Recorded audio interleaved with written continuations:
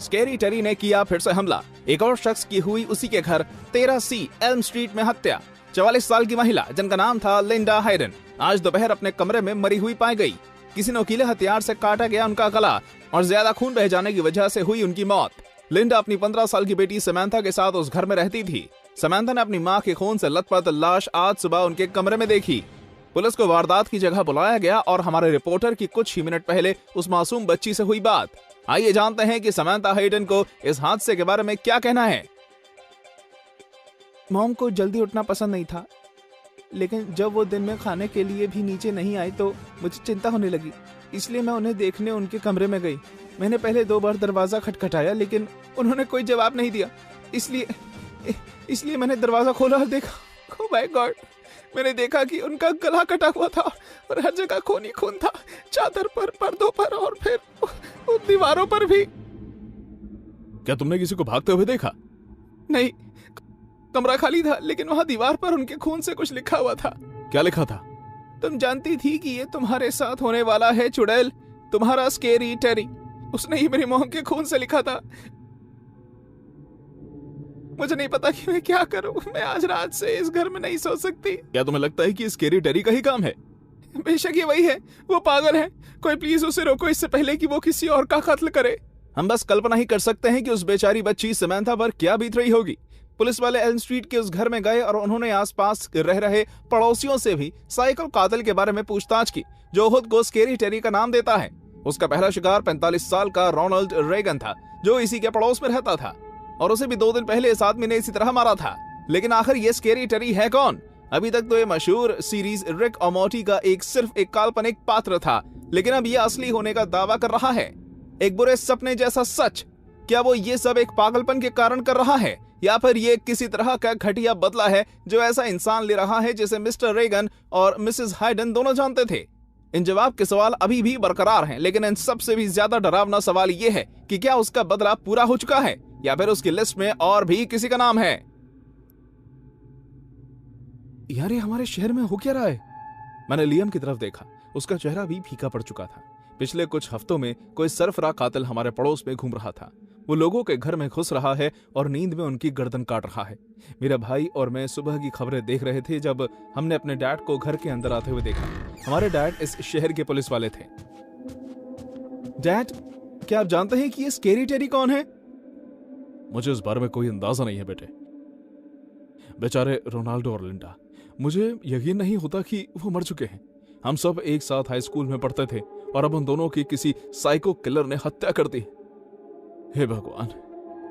मेरे डैड पास में पड़े टेबल पर बैठ गए और उन्होंने अपने मुंह अपने हाथों के नीचे छुपा लिया। उन्होंने एक गहरी सांस ली और कहा, मैं आज रात को काम पर जाऊंगा। पुलिस पूरी जगह पहरेदारी करेगी, इसलिए सभी दरवाजे और खिड़कियां बंद रखना जब तक मैं ना आ जाऊं। ठीक है? जी डैड। मुझे थोड़ी नींद की सख्त जरूरत है। अगर मेरे लिए किसी का फोन आए तो उन्हें कहना कि मैं शाम 5 बजे तक ऑफिस आ जाऊंगा। ठीक है। अपने डैड को इतना परेशान और थका हुआ देखकर मैं इस केस की गंभीरता को समझ गया। वो अपने कमरे में थोड़ी देर आराम करने चले गए और मैं लियम के साथ वहीं बैठ गया। क्या तुम्हें भी लगता है कि स्केरी टेरी ने इन दोनों से बदला लिया है? मुझे नहीं पता। मिस्टर रेगन और मिसेस हेडन बहुत ही अच्छे लोग थे। आखिर कोई उनसे किसी भी तरह की दुश्मनी क्यों रखेगा? शायद उन्होंने स्केरी टेरी को बहुत गलत समझा हो। हे, अभी डैड ने कहा था ना कि ये सब एक साथ हाई स्कूल गए थे। हाँ, तो जरूरी ये कोई ऐसा शख्स है जिसे रोनाल्ड और लिंडा दोनों जानते थे, जैसे खबरों में उस औरत ने कहा। तो तुम कहना चाहते हो कि स्केरी टेरी भी उन लोगों के साथ हाई स्कूल गया था? एग्जैक्टली। मैं भागकर बेसमेंट में गया और मैंने अपने डैड की पुरानी तस्वीरों की एल्बम निकाली। लियम और मैं उन पुरानी तस्वीरों को देख रहे थे कि तभी लाइट चली गई और हमें ऊपर से बहुत ही तेज आवाज आई। ये क्या हुआ? मैंने डर भरी आंखों से लियम की तरफ देखा। वो धीरे से सोफे पर से उठा और उसने जोर की आवाज लगाई, डैड, क्या आप ठीक हैं? लेकिन हमारे डैड ने कोई जवाब नहीं दिया।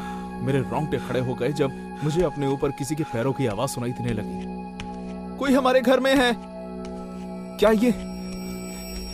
क्या ये स्केरी टेरी है? लियम किचन में गया और उसने अपने हाथ में एक चाकू पकड़ लिया। हम दोनों दबे पांव के साथ अपने डैड के कमरे में जाने लगे। डैड, क्या सब कुछ ठीक है?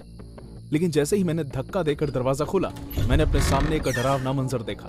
मेरे डैड एक कुर्सी से बैठे हुए थे और एक आदमी स्केरी टेरी कपड़े पहने हुए उनके पीछे खड़ा था। उसके हाथ में एक छोटी सी तलवार थी। उसने ठीक मेरी आंखों में देखा और कहा, अपने डैड के डरावने सपने में तुम्हारा स्वागत है बच्चों। डैड, ये सब क्या हो रहा है? अंदर मत आना, वही खड़े रहो। तुम इन्हें क्यों मारना चाहते हो?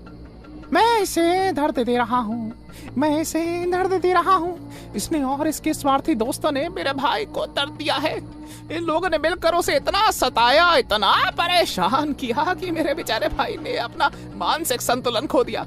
उसने आत्महत्या जैसे ख्याल आने लगे और एक रात उसने अपने कमरे में आग लगा दी। वो और मेरा पूरा परिवार आग में जलकर राख हो गया। अगर मैं वक्त पर वहां से नहीं निकला होता तो मैं भी मर जाता। ऐसा कहते हुए उसने आखिरकार अपनी काउबॉय हैट उतार दी। उसका चेहरा जला हुआ था, उसकी स्किन उसके जबड़े से लटक रही थी। वो एक लाश से भी ज्यादा बुरा दिख रहा था। लियम ने लड़खड़ाती हुई आवाज में कहा, प्लीज हमारे डैड को मत मारो। वो जानता था कि उसके साथ ये होने वाला है, ठीक रोनाल्ड और लिंडा की तरह। अब इस पूरे शहर को पता चल जाएगा कि स्केरी टेरी के जिंदा होने की वजह उनका पुलिस वाला और उनके दोस्त थे।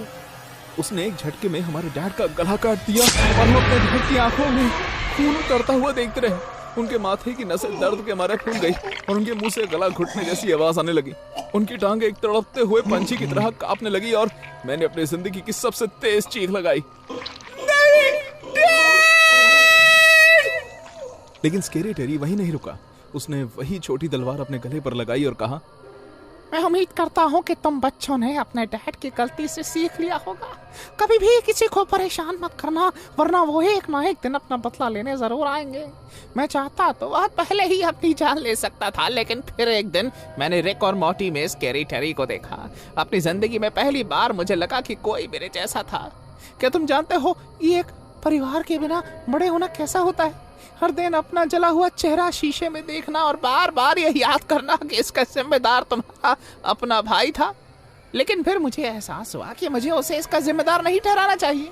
अगर मेरी जिंदगी बर्बाद करने के लिए कोई जिम्मेदार है तो वो तुम्हारे डैड और उनके दोस्त है। अब मैंने अपना बदला ले लिया है। अब मैं चैन की मौत मर सकता हूँ। तुम सबसे मैं जहन्नुम में मिलूंगा। उसने अपना गला काटा और उसका शरीर जमीन पर गिर गया। एक बार फिर स्केरी टेरी कत्लों का एक दुखद अंत। शहर के पुलिस वाले उस साइको कातिल के तीसरे शिकार बने और वो खुद अपना चौथा शिकार। पूरा शहर डर से कांप रहा है, लेकिन इस उम्मीद में भी है कि आज रात सब चैन की नींद ले सकते हैं, क्योंकि स्केरी टेरी आखिर मर चुका है। मेरा नाम मिया है। मैं इंटरनेट पर कोई जानी मानी हस्ती या कोई मशहूर सेलिब्रिटी नहीं हूं और ना ही बनना चाहती हूं, लेकिन मेरा भाई बिल है। शायद आपने भी वो वीडियो देखी होगी जिसमें एक लड़का एक रेस्टोरेंट में जाकर खास रिक और मॉर्टी सॉस मांगता है और ये चिल्लाता है कि वो पिकल रिक है।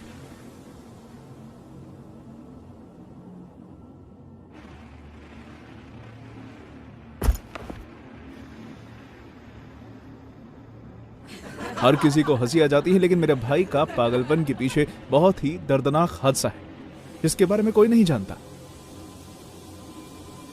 ये सब तब शुरू हुआ जब रिक और मॉर्टी की सीरीज के बहुत चर्चे थे और वो बहुत ही मशहूर शो था। मेरा भाई उन लोगों में से एक था जो इस सीरीज को नहीं देखता था, लेकिन मैंने उसे इतना जोर दिया कि उसने उसे देखा और काफी पसंद भी किया। ये कहने की तो जरूरत ही नहीं है कि उसे वो बहुत पसंद आया। उसने सारे सीजन्स एक ही दिन में खत्म कर दिए। सीरीज खत्म करने के बाद उसने उसे दोबारा देखना शुरू कर दिया और जिस दिन मेरे भाई ने अपने दिमागी हालत खोई, वो उसे तीसरी बार देख रहा था। उस दिन मेरे पेरेंट्स ने उससे पूछा कि क्या वो उन्हें मैकडॉनल्ड्स लेने आ जाएगा, क्योंकि वो हमारे छोटे भाई के साथ वहां कुछ खाने जा रहे थे। बिल ने उनसे कहा कि उसे गाड़ी में कुछ ठीक करना है, इसलिए वो उन्हें लेने नहीं आ पाएगा। लेकिन मैं जानती थी कि ये सब झूठ था, क्योंकि जब उसे लगा कि मैं सो रही थी तो मैंने दरअसल उसे सुपरमार्केट जाते हुए देख लिया था। उसने इसलिए उनसे झूठ कहा था क्योंकि वो घर पर रुककर रिक और मॉर्टी तीसरी बार देखना चाहता था। हालांकि उसकी इस बात से मुझे बुरा लगा, लेकिन मैंने उसे कुछ नहीं कहा। असली हादसा कुछ घंटों बाद हुआ। जिस कैब में मेरे पेरेंट्स घर लौटकर वापस आने वाले थे, वो दरअसल कभी लौटी ही नहीं। उस गाड़ी का एक्सीडेंट हो गया और उसकी वजह यह थी कि उस गाड़ी का ड्राइवर शराब पीकर गाड़ी चला रहा था। मैंने अपने दोनों पेरेंट्स और यहाँ तक कि अपने छोटे भाई को भी खो दिया, और इतना ही नहीं अपने इकलौते साथी बिल को भी। अपने बड़े भाई के हाव भाव मुझे बिल्कुल समझ नहीं आए।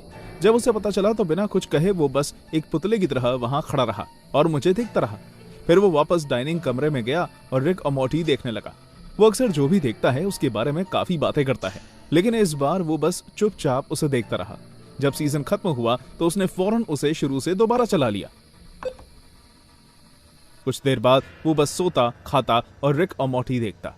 पहले तो मुझे लगा कि उसका इस तरह का बर्ताव करना आम बात है, लेकिन कुछ देर बाद मुझे चिंता होने लगी। बिल, मैं काम पर जा रही हूँ, क्या तुम मेरे आने के बाद बाहर चलकर कुछ खाना चाहोगे? नहीं। क्या तुम्हें यकीन है हम चाइनीज खाने के लिए बाहर जा सकते हैं? मैंने कहा नहीं। ठीक है। हे, जो कुछ भी हुआ उसके लिए खुद को दोषी मत ठहराओ। तुम्हें नहीं पता था कि उनके साथ ऐसा कुछ हो जाएगा। मैं खुद को किसी भी चीज का जिम्मेदार नहीं मानता, वो सब ड्राइवर की गलती थी। वो ठीक है, ये जानकर अच्छा लगा। एक बार जान लो, अगर तुम कभी भी किसी भी चीज के बारे में कुछ बात करना चाहते हो तो मैं हूं। मुझे किसी भी चीज के बारे में बात नहीं करनी है। मैं तुम्हें कितनी बार बताऊं कि उसमें मेरी कोई गलती नहीं थी, और बात करने के लिए कुछ है भी नहीं। क्या तुम्हें समझ में नहीं आता? हाँ, माफ करना। और फिर अचानक बिल टीवी देखकर किसी पागल की तरह मुस्कुराने लगा। फिर वो जोर जोर से हंसने लगा। ये हिस्सा सबसे ज्यादा मजेदार है। बिल, वो सीरीज के आखिर में आने वाले टाइटल्स हैं। एपिसोड खत्म हो गया है।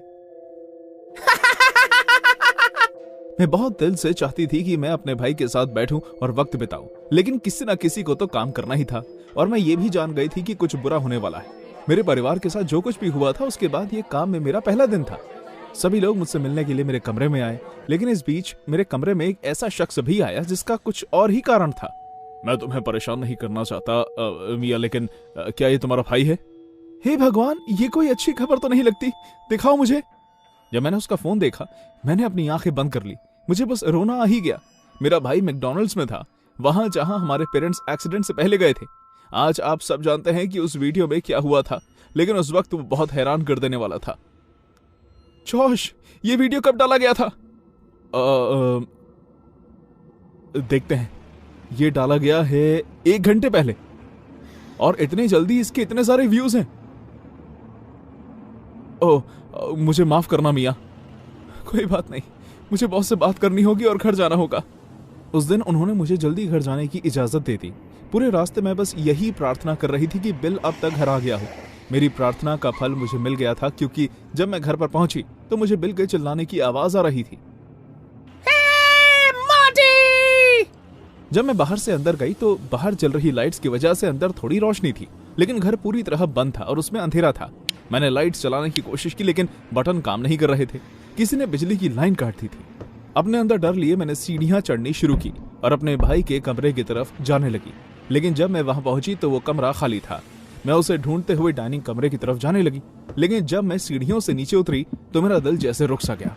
वो दरवाजा जिससे मैं अंदर आई थी ना सिर्फ बंद था, बल्कि किसी ने उसके आगे एक भारी फर्नीचर भी रखा हुआ था, और वो भी बिना किसी आवाज के। मैं अंदर बंद हो चुकी थी।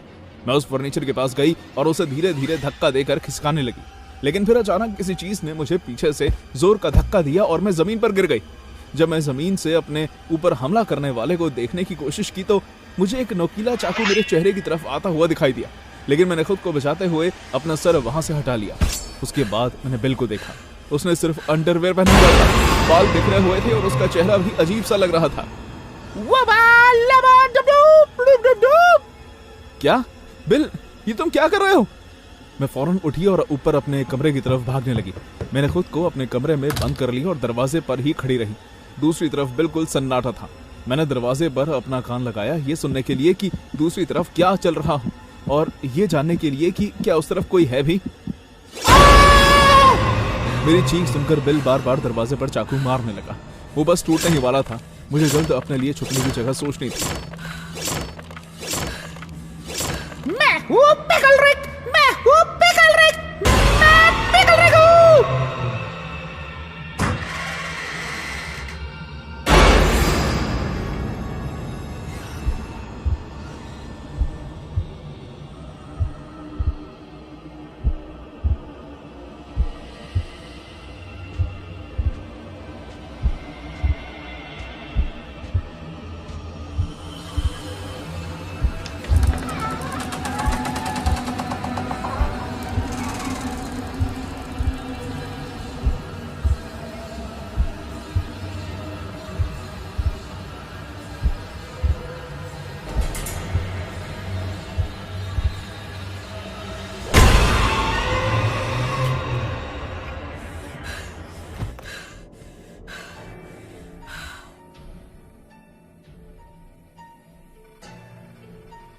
उसके बाद पुलिस जल्द ही आ गई। उसे कत्ल की कोशिश करने के इल्जाम में जेल में डाल दिया गया। मुझे पूरा यकीन था कि साइकोलॉजिस्ट उसे पागल कहने में कोई कसर नहीं छोड़ेंगे, लेकिन उससे भी पहले उसने खुद की जान लेने का फैसला कर लिया। मेरे साइकोलॉजिस्ट ने कहा कि बिल कभी खुद को इस चीज के लिए माफ नहीं कर पाया और खुद को अपने परिवार के साथ हुए हादसे का जिम्मेदार मानता रहा। वो एक नाजुक नौजवान था जिसने खुद को इस गलती के बारे में सोचने से रोकने के लिए अपने आप को रिक और मॉर्टी के सीजन में डुबा लिया। वो खुद से इतना खफा था कि आखिर में वो अपने आप खो बैठा और एक गलत कदम उठा बैठा। और जहां तक मेरी बात है, मैं हर दिन अपने मॉम, डैड और भाइयों को खोने का गम मनाती हूँ, चाहे फिर वो थेरेपी पर जाने से हो या उनकी अच्छी यादें याद करने से। मैं अब कभी रिक और मॉर्टी नहीं देख पाऊंगी, लेकिन अपना माइंड क्लियर करने के लिए मैंने बोजॉक हॉर्समैन देखना शुरू किया है।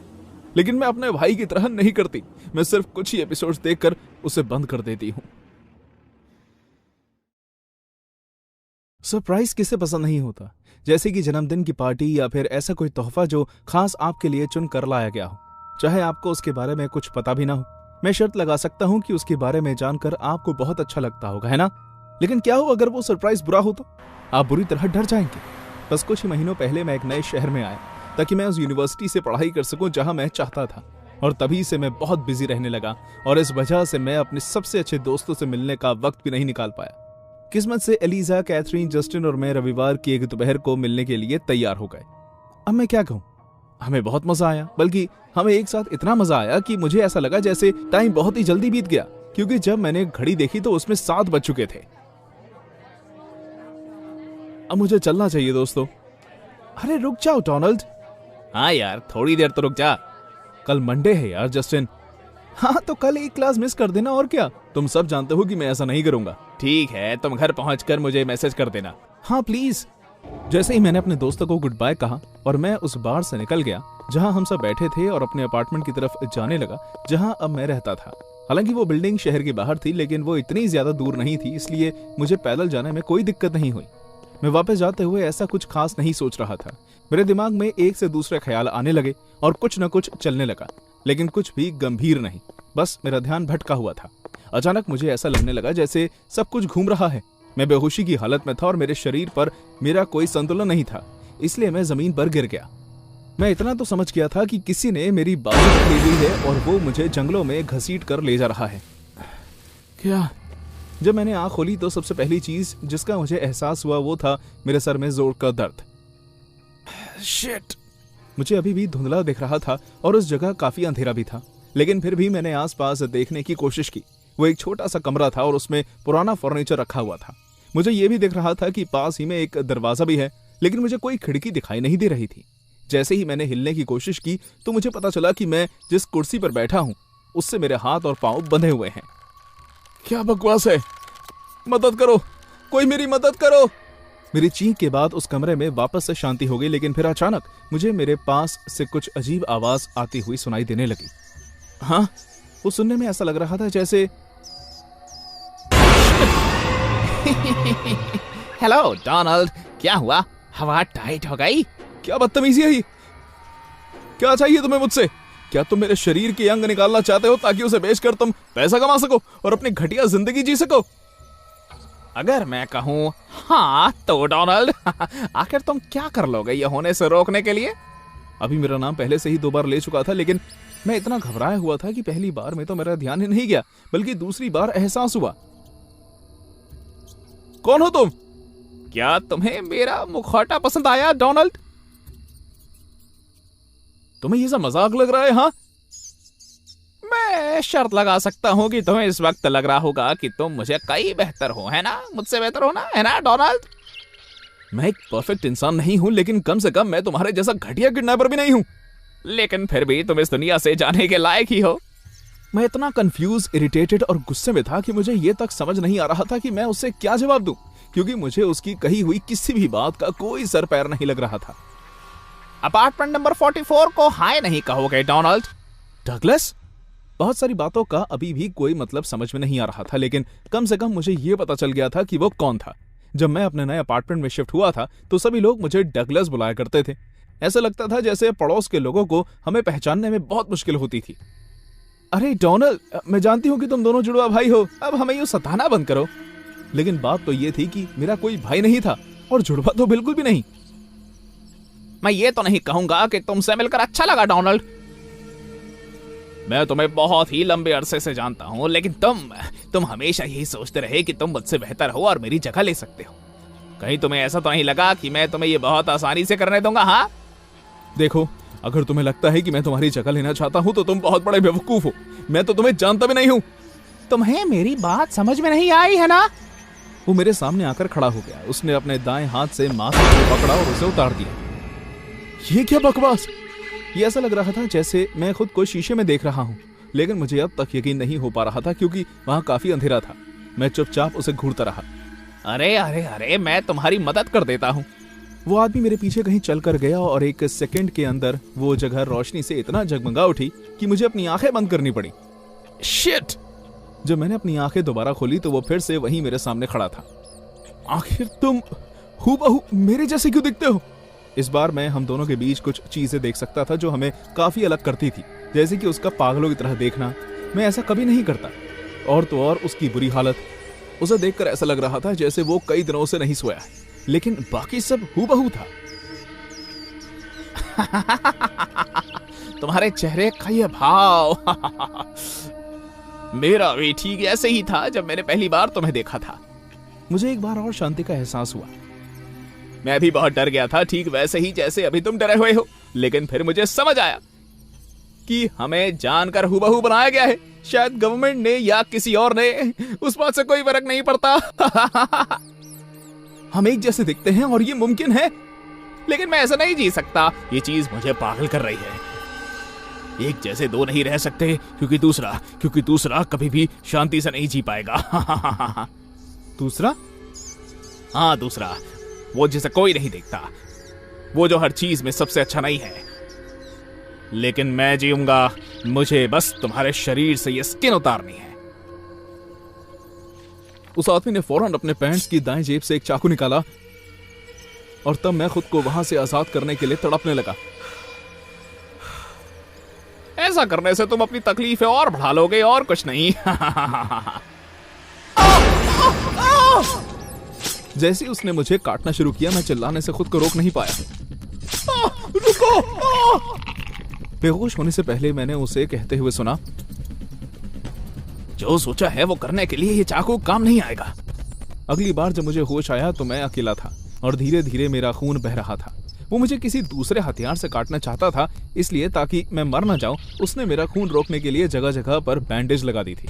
मैं सोच भी नहीं सकता कि उस दिन मेरे साथ क्या हुआ होता अगर मेरे दोस्तों ने मेरे लापता होने की शिकायत पुलिस को दर्ज नहीं करवाई होती। पुलिस मुझे डगलस के घर से ढूंढने में कामयाब रही। जल्द ही मुझे इस केस के सिलसिले में कोर्ट बुलाया गया। इस हरकत की वजह से उसे जेल होने वाली थी, लेकिन मुझे नहीं लगता कि मैं उसका चेहरा देखने के लिए तैयार था।